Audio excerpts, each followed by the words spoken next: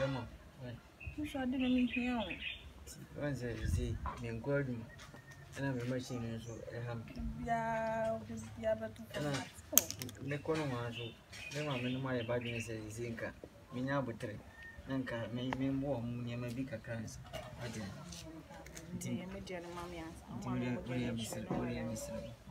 And in 10, let me tell you, Zanka.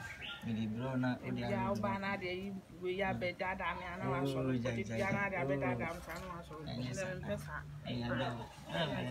ba minye na we beba you are you weapon weapon why that one you I say when any swindi why kwa de onim do dio man abogode aske kra ha je do tu ba me me ide tu aye di de ni na ha bedi do I mean say bedi do o de vie de enim do di papa ye de ndesem mo sura mo kasa sa man be pesca ko kro no mpenko me pesca ko mi ko na be je pesca ko mi ko yi ba ya bo mami yanko mami o de mami fambro me fa de ya ba mate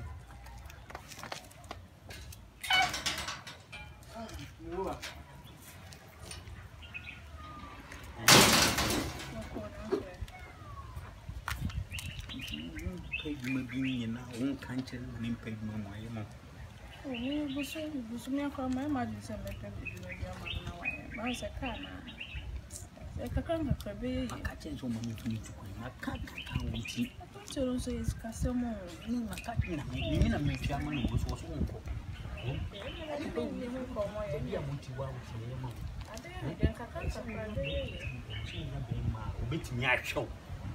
Bema, or so more. I said, Bema, we do. You will be in my head.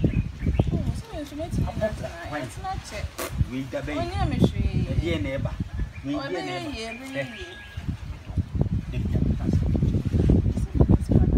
Madame for Nana, me show. Sika o pibia me who say o pisca me me oh no come here yet me so I don't for yes I knew the number to so yeah mani hu why you be any animal fro mani hu can't change some and can't change some afro why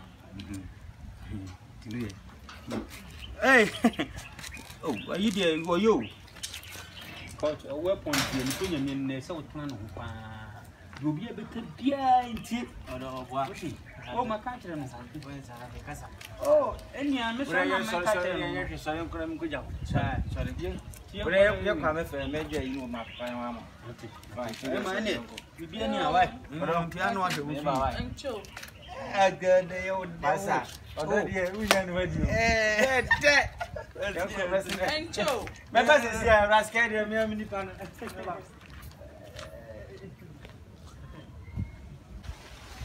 what?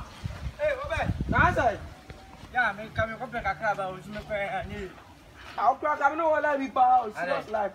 Camera from some men had you been teaching. Sir, now you come over. Shit. Ben kanjiro ben kan mi che bla raske madam for why anything wono omuni akwala o ti gbe fi be why wa down for no we the office wa down for no wo full time wo ye fun shit oni madi nkomo se na ni je wo yere mu bobo message oni madi nkomo o be de se worun raske me na me kachiro me re was na ni je wo yere mu me rafia me na me so Mati na de me yegbe yakora we Mati na wo mi wo nyimi me judi o be me judi Mati woni madi ko mase ni je wo yire wo ama ono kra no ni me ka bibi kra se wakoje wo ono yire kra ko din ko mama ono wo yire ya ka bibi ama na si o Roma we si egu o me won yi na de me yakora ono raske ukro bu an kasa ukro ni yakora wo si be fi be e fi raske ye wo de se de ambasa me ka che won se teta wo yire sa teta wo yire sa kan pesa mi ko tie fi asem no nsi da bi mi se teta wo yire Sa. Ah, titanu tu de. O de ma. De ja me yi. Ne ma me nkwa jima de wo papa bi wo. Papa ku fi mensa wo se me baji ade bi. Mate. Kwa ko dia ba. Ku de ko na de besi bi an ye be kasa why. Yo bo be. Me da ase why wo Oh, be. me so me da ase.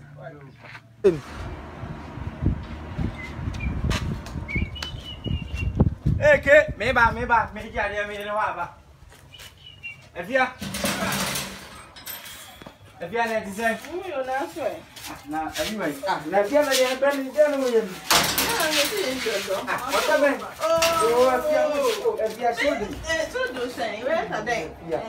Efia mi se o ye ku mi o. Efia de. Mo feel me e. Say ye do na de dia na be hu me. Efia na bia mi to ma ba se no ye. Ja, sa say de sisem. Efia ma mu Efia. Okay. Ase bibi e ha me se Efia bibi esi. See ye. Na de ntu de bia na be di one way do. Efia mi de mi. Oh, no was san. Efia mi de mi krom de me ka kire o. Se wo le bi ya. Enye ukrom asem ba. Say wo modern way nti enye ukrom asem. Ukrom asem na etwa. Mi krom de ndi boni nsie mi o. Ye we mi nya hwe de na wo ye ya. Mi mpesa, mi mpe no person ni mi ye wia we ni so ka say. We de ma mi nsie. Jai sa de na wo ye. We de mi pa cho. Won kono ko sa wa de. Oh, Efia do. Ifa mi no ti wa we fi baby aba na mi be sha. Papa mi be sha say. Won kono ko mi ni to ya am de be ma mi mpesa akwa. Ya nya wo ye. Efia de mpa cho. Efia de. We de do ya do. Efia na ade mu do de. Efia, mi do be krum adi. Mati. Ai. Efia ke meni kakra. Efia. Be na pese wu.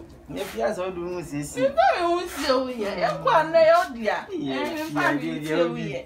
Mi ba mi se wu ye. Efia. Oh, wa ye mu yo ya. Efia. Then you also down so si na o fi Efia is was parking me. I mean, I did say me am. Cut.